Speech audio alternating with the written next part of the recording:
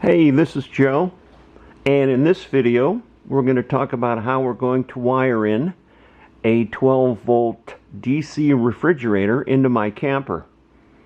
I picked up a fairly decent size DC refrigerator for my camper, and when we're on the road I want to charge it and be able to run the fridge while we're driving.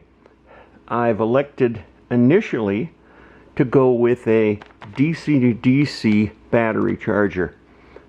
So we'll talk about the charger in a minute, but let me tell you what I've picked up here for the install. Between the vehicle battery and the charger, which is going to sit back in the battery area of my camper, I have some 8-gauge black and red wire. Over 10 feet, the manual recommends going with 8-gauge, so we have some 8-gauge. Okay, then what we have is I have some quick disconnects, so when I go to pull my camper out of the truck, I can disconnect the 8-gauge wire. So I'm going to have two sections of wire, one from the battery of the vehicle to just in the bed of the truck. I'll have a quick disconnect there. And then I'll have another wire into the other quick disconnect going in, tying into the DC to DC battery charger that will be mounted inside the camper. I have a small battery and charging area in a cupboard, and so that's where the charger will be mounted. Then once the wires come into the charger on the input side, then on the output side, I have some 12-gauge wire that will go from the output of the DC to DC charger to my battery bank. And talking about batteries, I picked up another. This is a 12.8 volt lithium iron oxide battery. It's a 30 amp hour battery. I have two in my camper now, and this is the third one. So I'm going to mount this into my battery box, and I'll have 3 batteries in there. Based on the refrigerator and a little bit extra amperage, the refrigerator is rated at 4.3 amp hours, and I have lights and coach lights and things like that. So I figure I calculate a max amp per hour of 5 amps. So 90 amp hours of battery storage will give me about 18 hours of use. So that means I can go 18 hours off grid in the camper, and then while I'm driving, I can charge those 3 batteries back up with the DC to DC charger. I have a 30 amp fuse that I'll mount between the battery and the DC to DC charger. I have some 8-gauge crimp-on eyelet connectors. I also have some 14-gauge wire, red and black, that I'll be using to run from the output side of the battery charger to my converter, which is a AC-DC converter. So I can plug in, if I have shore power, I can plug into my converter and it will convert to DC. If not, then it will run, the converter also then runs everything off of DC, off of my 3 coach batteries. So I'll be using the 14-gauge wire to wire in the refrigerator to my converter. So that's the parts that we have for the install. Now let's talk about how we're going to have to configure this battery charger here. This battery charger is configurable to handle lead acid batteries, lithium ion batteries, and lithium iron phosphate batteries. So it's quite flexible. There's some dip switches on the side here, and you can configure this.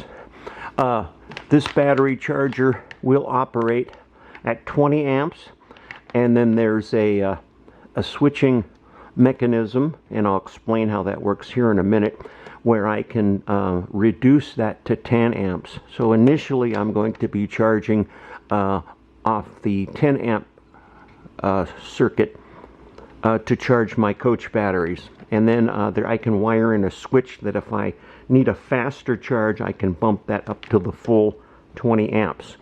So let me move all this stuff out of the way, and let's talk about what you have to do to configure this battery charger. And it's DC to DC. This will plug into my truck's battery in the vehicle, and then it will route back to the camper. This will be mounted in the camper, and then I will route on the output side using the 12 gauge wire to my coach batteries. And then actually it will be routed through my power converter, because my power converter will also, when you're plugged into AC, it will also charge the battery. So if I happen to get lucky and get a campground where there's hookups, then I can charge my battery when I'm plugged into the AC source. So we're going to route this to my converter. The converter will then go directly to the batteries. So let's move all this stuff out of the way. We'll talk about how to configure this DC to DC battery charger. This battery charger has an input side and an output side. It could be mounted either in the horizontal position or in the vertical position. So I'm going to mount it on the wall in my battery area in my camper, and I'm going to mount it in the vertical position. It does have cooling fans built in. The input size or side can handle the 8 gauge wiring. So I'm going to run from the vehicle to my DC charger using 8 gauge wire, and in between, in line, I'm going to have a 30 amp fuse, and this is what the directions indicate that you should have, is a 30 amp fuse. So I'm going to wire this in line between the vehicle battery and this DC to DC charger. Let's flip it around and talk about the output side. As you see, there's dip switches. These dip switches can be configured, and I'll refer to the manual. You can set up again the type of battery that you want to charge. There is a temperature sensor that I'm not going to use, that you can plug into this connector right here.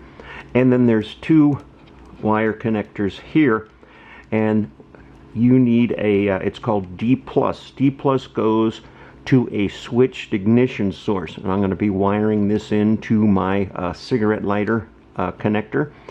And basically what that does is, when you turn the ignition switch on, it then powers up the battery charger, and when the ignition switch is off, it disconnects the battery. There's an isolation circuit in here, so you're not going to drain your vehicle's battery. So that's the D+ side.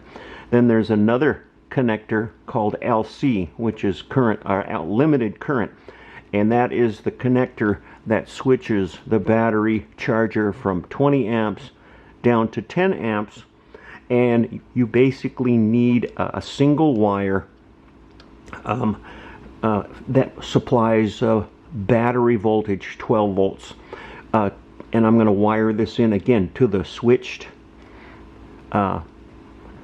cigarette lighter connector that I'm going to wire in. You can use a 18 to 16 gauge wire. So I'm going to put 2 wires, and I'm going to route them to the cigarette lighter adapter in my vehicle. And I'm going to show you how we're going to wire up a little switch box. When the current is being fed to this charger, it goes into limited current mode and charges it 10 amps. With that switch off and no 12 volts, then the battery charger runs at its full 20 amp charging capacity. So I'm going to show you, we're going to set up a little configuration in the vehicle where I can have a switch, and I can turn that on or turn that off. And then we're going to run again from the same cigarette lighter, which is a switched source. meaning the cigarette lighter is only powered when you turn your ignition key on. And I'm going to wire in and show you. We're going to make a special connector with a switch, and I'm going to show you how we're going to do that. So that's the DC to DC battery charger. Again, it does come with a manual, so I won't go into too much on how to set the dip switches, but I will cover how we're going to set up the two LC and D plus wiring pins here. So that will be it for now. Let's show you, we'll move on and show you how I'm going to configure this cigarette lighter adapter that I'm going to build. And then we'll go out and we'll do some wiring in the vehicle, and I'll show you all that as well. This may take a couple of videos, so let's get started.